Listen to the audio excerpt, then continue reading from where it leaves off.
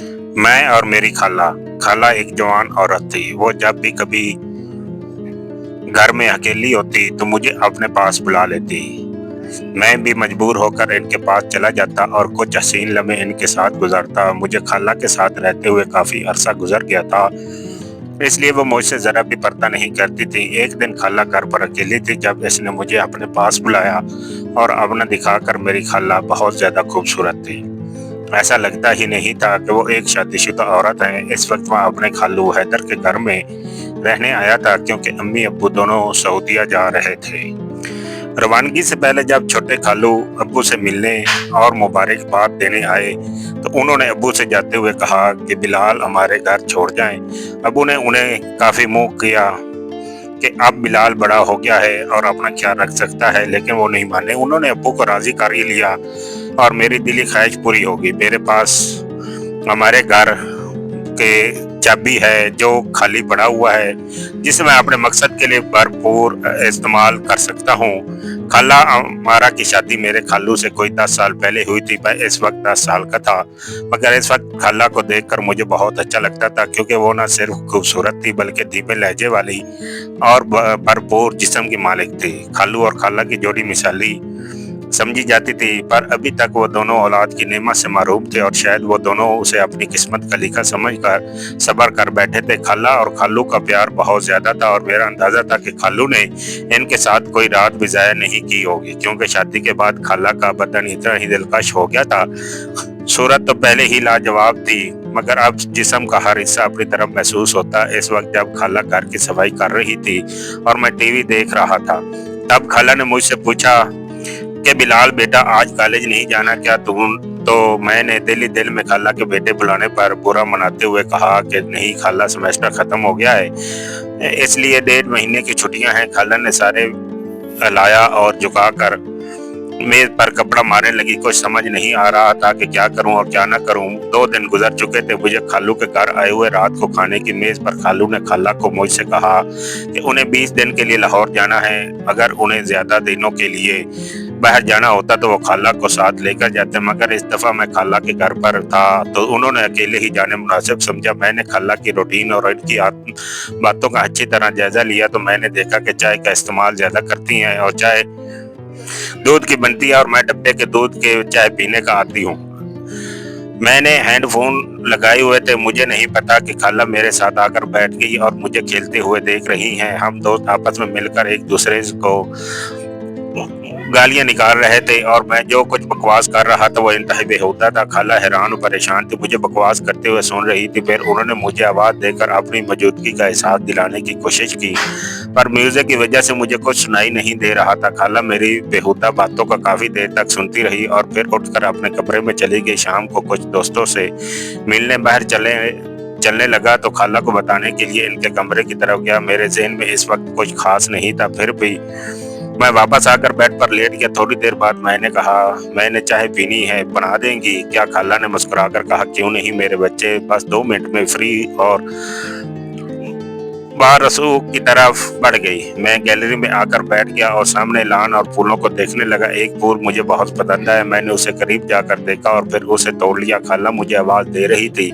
मैंने जवाब दिया बाहर हूँ। तो वो मैं ट्रे पकड़े बाहर आएगी जिसमें 2 कप चाय थे। उन्होंने एक कप मुझे पकड़ाया और दूसरा खुद उठाकर मेज पर रख दिया। मैंने वो फूल जो हाथ में पकड़ा हुआ था खाला की तरफ, मैंने खाला की तरफ देखा और कहा कि खाला बोर नहीं होती आप? सारा दिन घर में रहकर मैं तो बोर हो गया हूँ, कहीं बाहर चले घूमने चले? तो खाला ने कहा नहीं बिलाल, मैं आपके खालू के साथ हर जगह जाती हूँ लेकिन इनके बगैर कहीं नहीं जाती।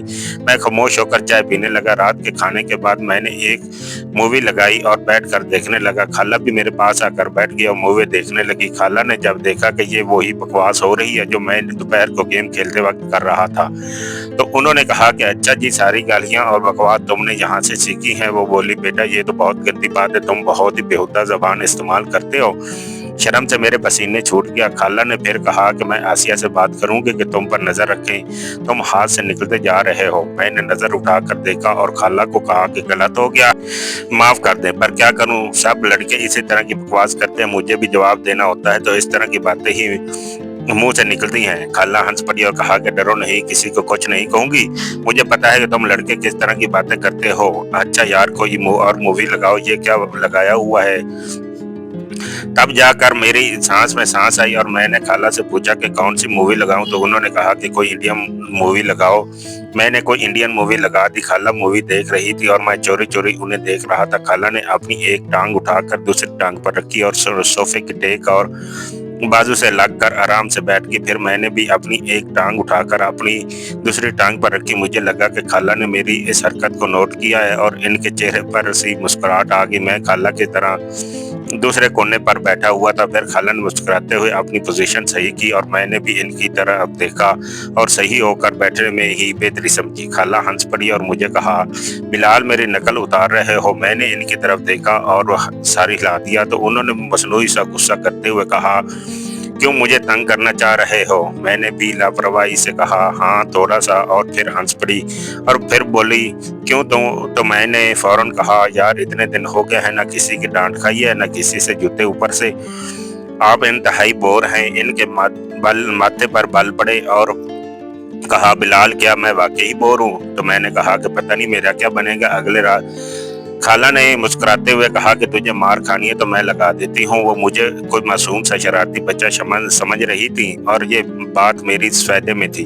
खैर, इसी तरह की फजूल बातें करते करते खाला मुझसे काफी फ्री हो गई। जब रात के 11 बजे इनके मोबाइल पर खालू का फोन आ गया और उठकर अपने कमरे की तरफ चल पड़ी।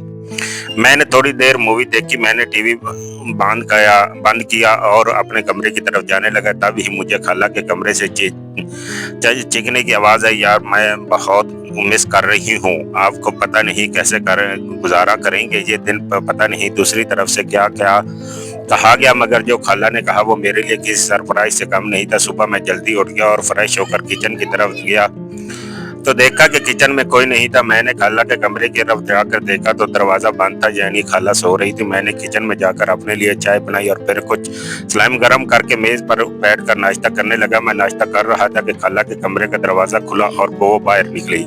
मुझे देखकर थोड़ा शर्मिंदा होते हुए कहा, रात को नींद नहीं आई, बहुत देर से सोए इसलिए सुबह जल्दी नहीं उठ सकी। मैंने मुस्कुराकर कहा कि कोई बात नहीं, आपने नाश्ता करना है ना, चले आज आपका नाश्ता मैं बनाता हूँ।